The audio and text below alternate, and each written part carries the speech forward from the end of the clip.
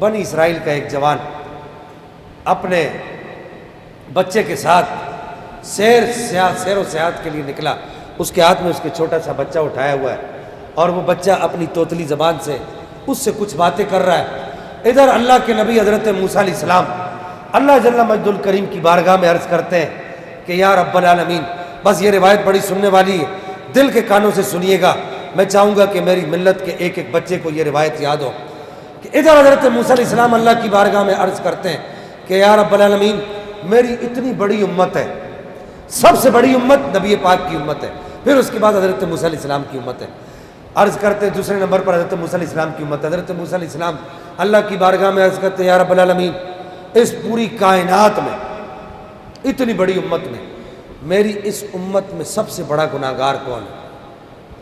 سب سے بڑا عصیہ شعار کون ہے؟ سب سے بڑا بد اتوار بد کردار کون ہے؟ اللہ تعالیٰ ارشاد فرماتا ہے او میرے نبی، یہ راز کی باتیں ہیں، میں اپنے اور اپنے بندے کے درمیان پردہ رکھتا ہوں، لیکن چونکہ تم میرے نبی ہو، آپ میرے نبی ہیں، لہٰذا میں آپ کو بتاتا ہوں فلاں جنگل کے باہر چلے جائیں. ایک آدمی آئے گا، اس کے اس طرح کے کپڑے پہنے ہوں گے، اس کے ہاتھ میں ایک بچہ ہوگا، اس نے اٹھایا ہوگا، اس طرح کے اس بچے نے کپڑے پہنے ہوں گے، وہ آپس میں باتیں کر رہے ہوں گے، بس سمجھ جانا وہ تمہاری امت کا سب سے بڑا گناہگار ہے، سب سے بڑا بد کردار ہے.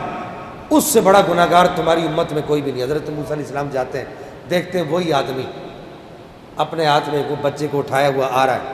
وہ جنگل میں داخل ہوتا ہے تو حضرت موسیٰ علیہ السلام پھر دوبارہ عرض کرتے ہیں کہ یا رب العالمین، اب مجھے یہ بتائیے اے پاک پروردگار، اب مجھے یہ بتا کہ میری امت کا سب سے بڑا پرہیزگار کون ہے، سب سے بڑا نیکوکار کون ہے، جس سے زیادہ نیکیاں کسی کی بھی نہ ہو. اللہ تعالیٰ ارشاد فرماتا ہے کہ اے موسیٰ، یہ کون سا مشکل معاملہ ہے، اسی جنگل کے باہر چلے جاؤ.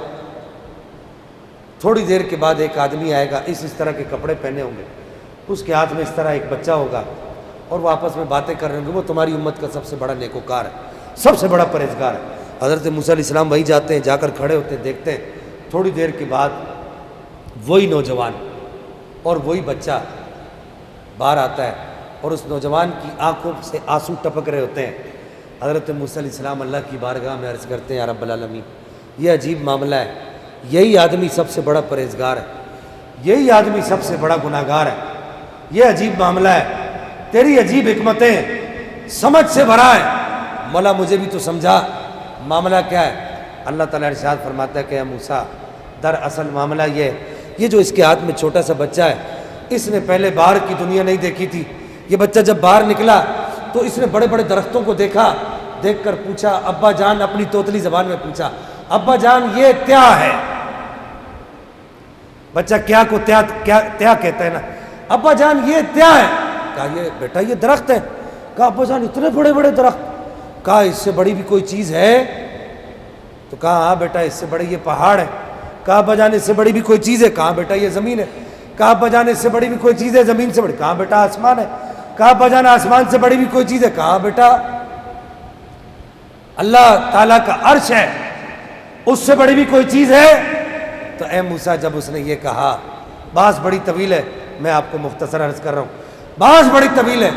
کہا کہ موسیٰ جب بچے نے یہ کہا نا کہ ابا جان درختوں سے بڑے پہاڑ، پہاڑوں سے بڑی زمین، زمین سے بڑا آسمان، آسمان سے بڑا رب کا عرش، اس کے عرش کا سایہ، تو بچے نے اپنی توتلی زبان میں پوچھا ابا جان اللہ کے عرش سے بڑی بھی کوئی چیز ہے؟ تو اے موسیٰ یہ رویا، گڑ گڑایا، سجدے میں گرا اور تڑپ کر اس نے کہا او میرے بچے، پوری کائنات سے بڑا رب کا عرش ہے، اور اگر تو پوچھ بیٹھا ہے تو سن لے، اللہ کے عرش سے بھی بڑا تیرے باپ کا ایک گناہ ہے.